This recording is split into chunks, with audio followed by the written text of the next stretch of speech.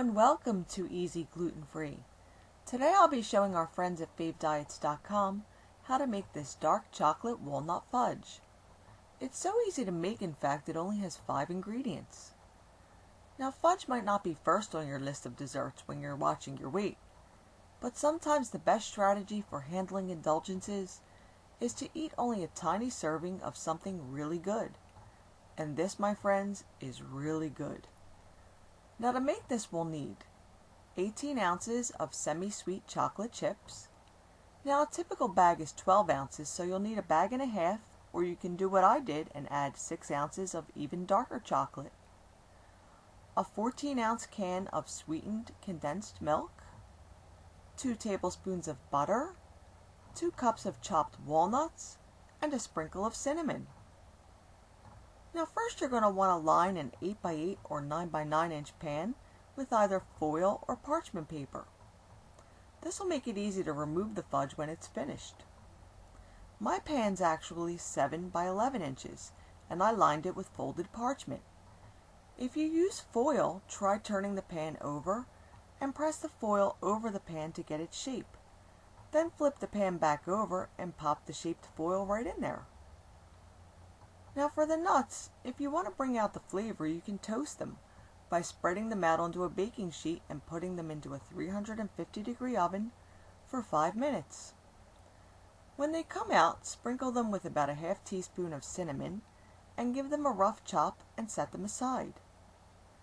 For the chocolate, if you're not using all chocolate chips, you'll need to chop it into small pieces so it melts more easily. Then add it to a large heat-safe bowl.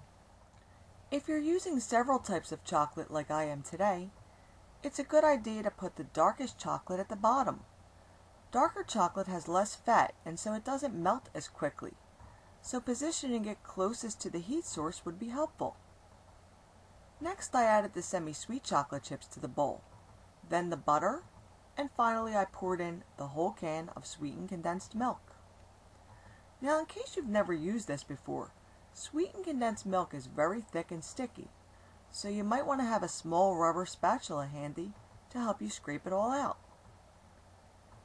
Now to make a do-it-yourself double boiler, add about an inch of water to a small saucepan with a diameter smaller than the bowl you'll be placing on top of it, and place it over a medium-low heat.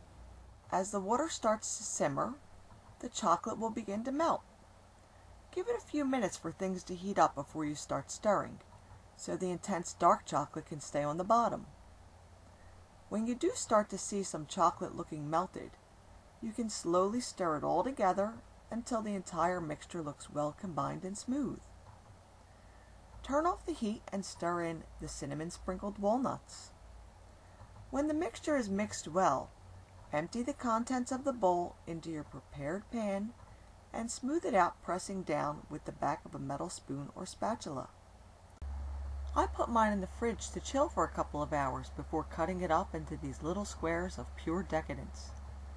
Now as easy as this was to make, it's still fudge, so you don't want to overdo it.